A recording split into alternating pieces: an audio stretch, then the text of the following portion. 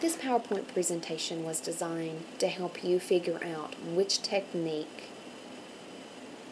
helps you manage your anxiety levels the best. So, some major concerns about anxiety. People tend to feel like they are the only person who has high levels of anxiety when it comes to public speaking. Well, I'm here to tell you it's entirely normal to experience anxiety. People tend to fear public speaking more than they fear their own death. So this shows that the anxiety is real and is completely normal. Everyone has or has had a certain level of anxiety whenever it comes to the speech making process. And most people say, well, I want to learn how to get rid of my anxiety. The goal shouldn't be to get rid of it, but instead it's to learn how to control it so that it doesn't interfere with your message. And that's what the techniques are designed to help you do. And lastly, your nerves are usually not visible to the audience. So an example, when I first began college career here at ETSU, I had a public speaking class. And my anxiety comes from the idea that someone is evaluating and grading me during my presentation. So how I react is my hands shake while I hold my note cards. And because I'm focusing on how my hands are shaking and I'm thinking how the audience is looking at me like I'm crazy, I tend to increase my rate of speech, which makes it hard for people to comprehend and process the information. Whenever I got my peer reviews back and my instructor evaluation, not one person had wrote down that they could see that I was nervous. And so I started trying to shift through ways that I could deal with my nerves.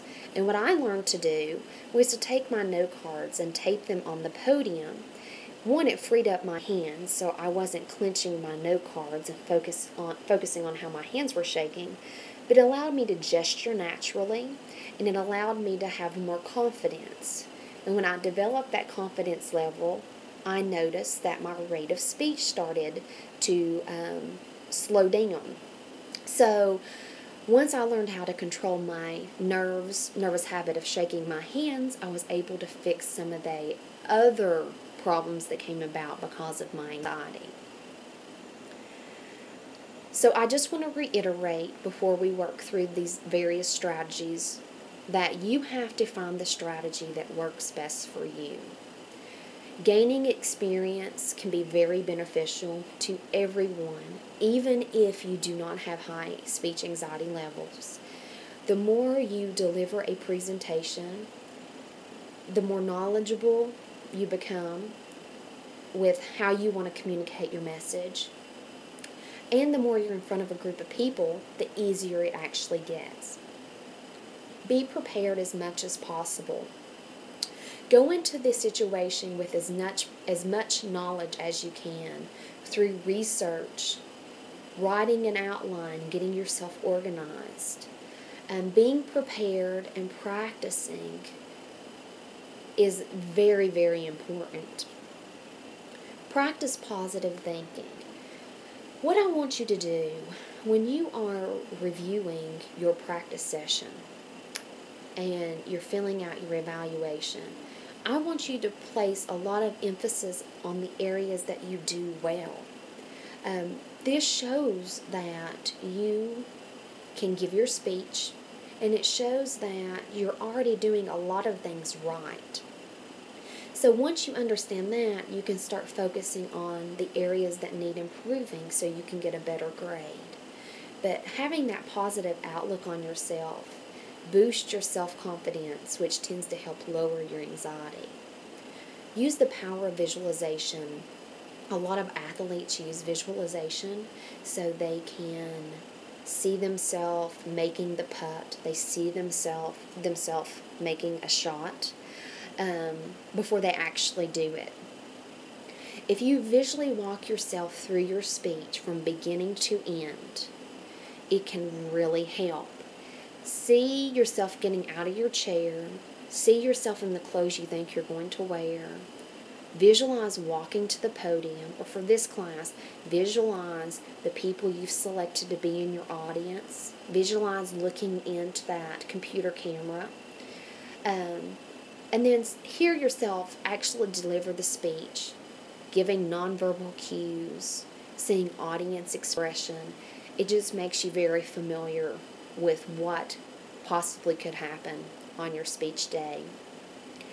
And I think one of the most important things is to not expect perfection. Everyone makes mistakes. We're human. I like to say during a lecture, I probably make 100 mistakes. But the important thing to do is to learn from those mistakes. If during your practice session you hear that you use as a verbal filler when you're nervous, being aware of that helps you figure out what you want to do to correct that habit. Now, if you're not aware of it, it's impossible for you to correct it. So, learning from those mistakes is what's important, because then the next go around, you get better. So, some methods you can do on the presentation day itself. Focus your nerves. Tightening your muscles in your hands or your legs helps to focus your nervous energy. If you're in my traditional brick and mortar class, I tend to have stress balls that you can use prior to your presentation to help work some of that nervous energy out. Practice deep breathing.